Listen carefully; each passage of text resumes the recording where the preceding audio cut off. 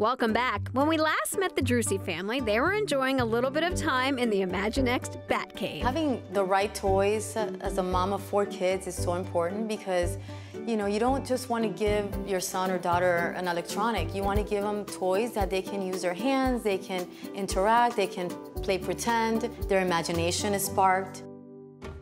Fisher-Price toys are in fact designed to spark creativity and imagination, and today we're back with this active family of 6 with another great Playroom tip.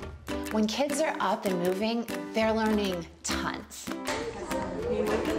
It's actually sometimes when they're most engaged because little kids are not meant to sit still for long periods of time. Today, Mom Mari is hosting some friends and their kids at her home for some playtime, and dancing is on the agenda. My daughter loves music. Yeah, if my husband would be here, he would be agreeing with me completely. She dances to any type of music that has some type of rhythm. Fisher-Price's Dance Groove Rockit not only gets kids up and moving, it grows with your kid thanks to Smart Stage's technology.